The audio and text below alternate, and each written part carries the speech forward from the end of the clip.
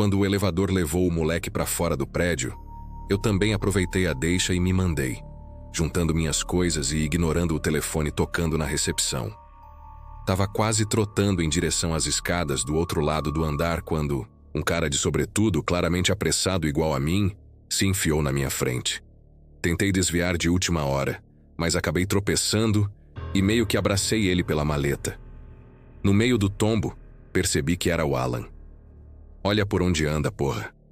Ele juntou umas coisas que tinham caído. Apesar de não ter dito com raiva de verdade, o palavrão me pegou desprevenido.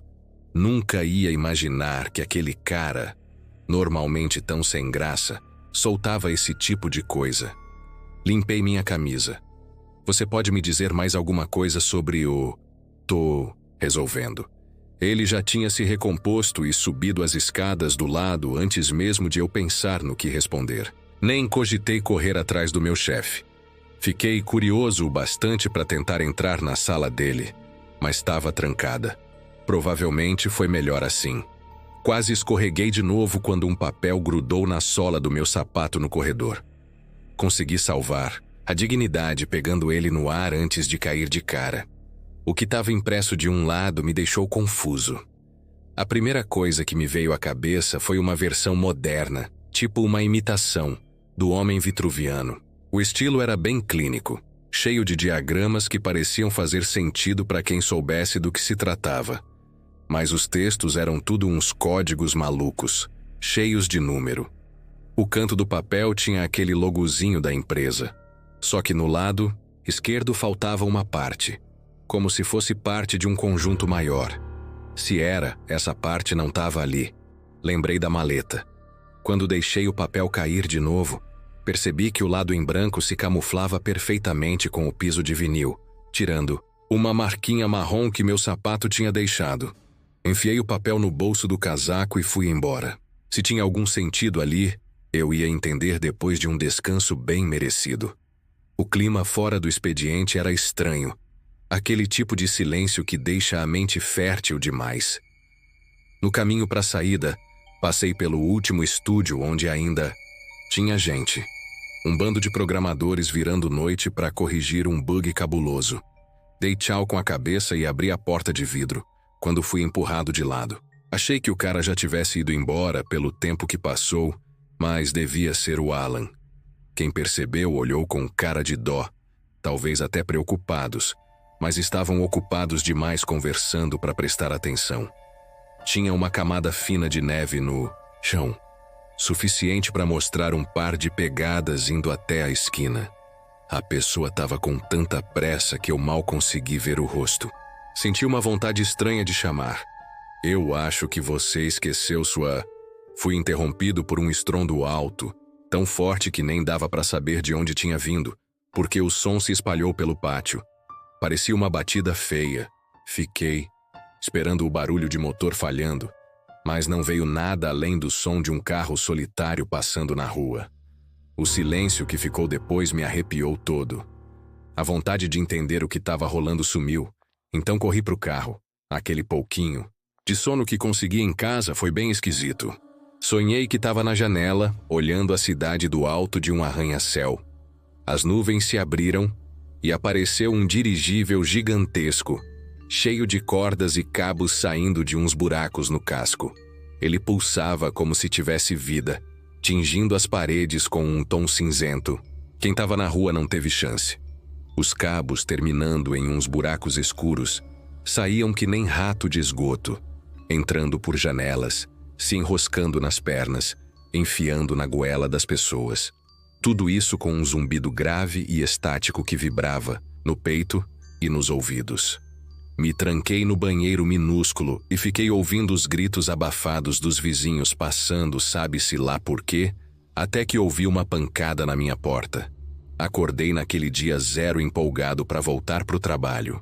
Tava um frio lascado, mas o sol tinha dado as caras, o que era raro. No caminho fiquei pensando se devia ter ligado para alguém e contado o que aconteceu. Mesmo que achassem da hora. Logo que entrei no prédio, quem estava na minha frente era a Janete preenchendo uns papéis. Tentei passar por ela na surdina. Sumiu. Ela disse isso bem na hora que pisei onde antes estava aquele troço esquisito. Se como assim? Minha voz denunciou o desespero. Sumiu pra onde? Meu Deus, ele tá bem, atrás de você. Um sorriso malicioso brotou na cara dela. Fala sério, o que tá acontecendo? Me virei só pra garantir, antes dela continuar. Relaxa, pelo amor. Aposto que a diretoria tirou ele de circulação. Ou talvez fosse só um teste. Ou tava com defeito. Ou precisaram dele pra, sei lá. Essas coisas acontecem. Recall é comum. Mas o que você tá querendo dizer exatamente? Jan, eu juro que ouvi ele conversando com o Kai. Quem é Kai? O moleque de ontem. Meio pestinha? Fala baixo. É o filho da Melissa. Desculpa, mas... No final do expediente, eu levantei e ouvi os dois conversando. Sobre o quê? Não consegui ouvir, mas ele não estava no celular, não. Você sabe como é criança hoje em dia? Não, ele não estava no caralho do celular, tá? Ele estava falando com aquele... As palavras fugiram da minha boca e percebi que o escritório estava em silêncio. Me encolhi de vergonha e me sentei mudo na minha mesa. Você precisa superar isso. Quer que eu aponte que já tá meia hora atrasado de novo? Ele não tá mais. Aqui, então chega, beleza? Devia era comemorar. Vai ver algum executivo leu tua sugestão. Ela foi embora, me deixando atrás de uma pilha de arquivos. O silêncio durou alguns segundos, até o telefone tocar. Eu nem tinha ligado o computador, ainda. O resto do turno foi tão chato que parecia que o tédio estava escorrendo pelas minhas orelhas no caminho de volta. Já era tarde e as ruas estavam vazias, mas o gelo no asfalto fez a viagem ficar lenta. Meus braços pesavam, dava para saber que eu não ia cozinhar nada quando chegasse. Resolvi parar num McDonald's, sexta-feira e tal. Fui para um mais afastado, que devia estar vazio. A ideia de um hambúrguer quente me empurrou os quilômetros extras. O terminal de pedidos estava torto, meio tombado. As partes do alto-falante estavam enferrujadas e riscadas. Me preparei para o pior nível de áudio possível. Olá. Posso anotar seu pedido? Um vento gélido entrou pela janela aberta, me congelando até os ossos. A voz parecia de alguém da região, mas o jeito de falar era todo esquisito, com as ênfases todas erradas. O tom era meio simpático e robótico ao mesmo tempo. Cara de empresa. A voz não mudava nunca. Não parecia uma limitação. Na real, não parecia uma voz humana de verdade. Uns bons 30 segundos passaram. Esperei ele perguntar se eu ainda estava ali. Você é de verdade? Soltei.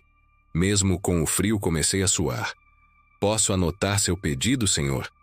Pisei fundo no acelerador e fui direto para a cabine de pagamento. Lá dentro, a luz era fraca. Dava para ver o balcão bagunçado, cheio de sacolas e restos de comida. Não vi ninguém. Fiquei parado tentando me acalmar. Pode ser que fosse uma gravação automática, mas aquilo não me descia. Nem letreiro completo o lugar tinha. Aí o atendente apareceu. Um cara comum, jovem, cara limpa, boné e camisa polo. Senhor, precisa voltar pro... Me diz se você é uma pessoa de verdade. Meu apetite sumiu junto com meu estômago. Era a mesma voz. Não acreditava que tinha saído da boca dele. Parecia dublagem, pegadinha. Senhor, por favor, isso é uma brincadeira? Você é doido? Por que não responde minha pergunta? Num acesso de raiva, agarrei ele pela gola e puxei até minha janela. A camisa dele levantou com o frio e eu encostei ele ali, tremendo. Ele não se debatia, só deu um gritinho assustado e bateu a cabeça na parede, fazendo o boné cair. A estrutura da cabine até subiu com o baque. O rosto dele ficou vermelho na hora, os olhos cheios d'água, mirando um grupo de pessoas do outro lado da rua. Fiquei tão chocado que só larguei ele depois de uns segundos. Empurrei de volta e arranquei com o carro, raspando a calçada tão forte que saíram faíscas. Meu coração estava acelerado demais para fazer qualquer coisa quando cheguei em casa. Fiquei horas dentro do carro encarando a porta do meu AP no terceiro andar, até apagar. Acordei com a marca do cinto na testa. Hora de trabalhar de novo. Pouca coisa mudou no escritório sem o homúnculo. Fiquei mais na minha, larguei uns hobbies, comecei a me enfiar em fóruns online. Tinha um monte de notícia explodindo ao redor do mundo. Derramamento de óleo, incêndios, trens descarrilando, fábricas dando pau. Centenas de milhares de mortos e ainda mais feridos ou desaparecidos. Tributos emocionados. Solidariedade internacional. Era muita coisa. Informação demais. Acho que isso afetou meu desempenho, porque me rebaixaram para atender só por mensagem. Isso significava um monte de troll, golpista e maluco. A noite chegou rápido no último dia antes do recesso de Natal. Tinha pulado o almoço para continuar respondendo mensagens de estranhos. Quando fui fechar os apps, vi um e-mail que ainda não tinha lido. Por trás da tela, minha própria criação: enxergue a floresta, não as árvores. Alan. Quando puxei o monitor, caiu um dispositivo preto, arredondado e elegante. Apesar da assinatura, o campo do remetente do e-mail estava em branco, o que me deixou ainda mais cabreiro. Enfiei o aparelho no bolso, levantei e dei uma olhada ao redor. Como sempre, ninguém perto da minha mesa. Uma caminhada curta até a área principal revelou o Rob cochilando. Com o tanto de remédio que ele tomava, ficar acordado até tarde era raridade. Ele tinha apagado vendo o enigma de outro mundo no computador, típico de quem curte filme de terror. Um fone de ouvido fininho ligava ele ao som. Aproveitei para sair da aba do streaming. No meio do caminho, vi um app de mensagens. Pelo que li por cima, ele estava conversando com vários bots femininos bem detalhados. Preferi não pensar muito nas implicações disso e abri os últimos e-mails enviados. Nada na nossa conversa.